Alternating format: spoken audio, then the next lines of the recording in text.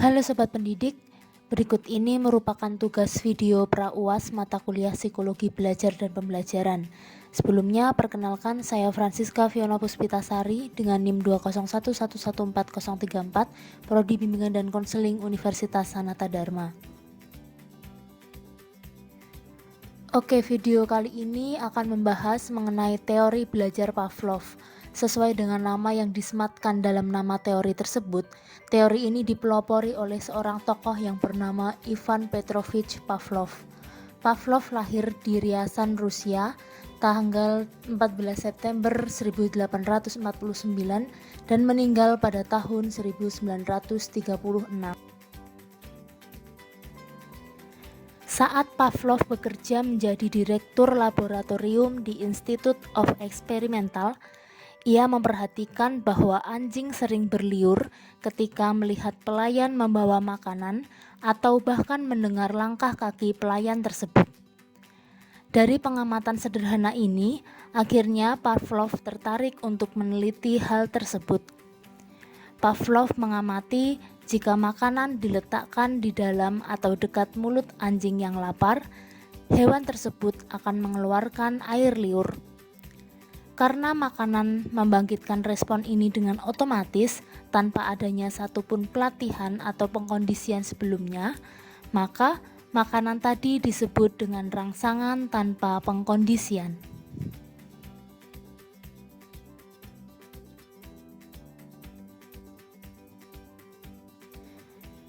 Sama halnya karena pengeluaran air liur terjadi secara otomatis dengan kehadiran daging, yang juga tanpa memerlukan sedikitpun pelatihan atau pengalaman, tanggapan pengeluaran air liur ini disebut dengan tanggapan tanpa pengkondisian. Namun, jika anjing dihadapkan dengan rangsangan lain, dengan lonceng misalnya, anjing tersebut tidak akan mengeluarkan air liur.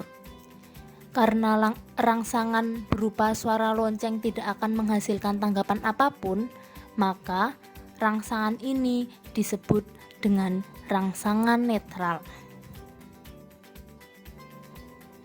Eksperimen Pavlov memperlihatkan bahwa apabila rangsangan netral dipasangkan dengan rangsangan tanpa pengkondisian, rangsangan netral tersebut menjadi rangsangan pengkondisian dan memperoleh kekuatan untuk mendorong tanggapan yang mirip dengan apa yang dihasilkan rangsangan tanpa pengkondisian tadi.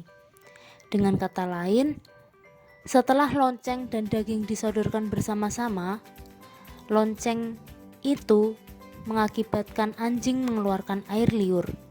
Proses ini disebut pengkondisian klasik.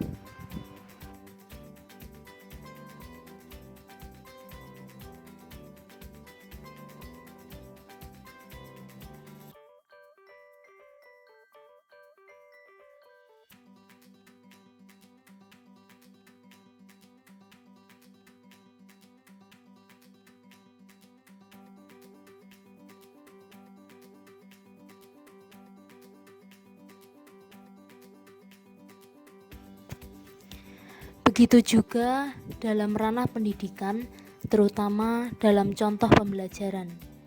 Ketika praktek guru menggambar sebuah lingkaran atau disebut dengan rangsangan tanpa pengkondisian, kemudian menyuruh siswa menggambar lingkaran atau disebut dengan rangsangan pengkondisian, maka siswa akan menggambar lingkaran di bukunya sesuai contoh yang diperintahkan guru. Hal ini disebut dengan tanggapan tanpa pengkondisian.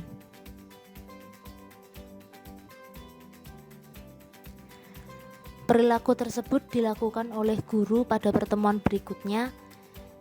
Ketika guru menyuruh siswa untuk menggambar lingkaran, maka siswa akan secara langsung menggambar lingkaran tanpa guru memberikan contoh. Namun seandainya sebelumnya stimulus dikondisikan jika tidak dipasangkan dengan stimulus tanpa pengkondisian, maka siswa akan bingung bagaimana cara menggambar.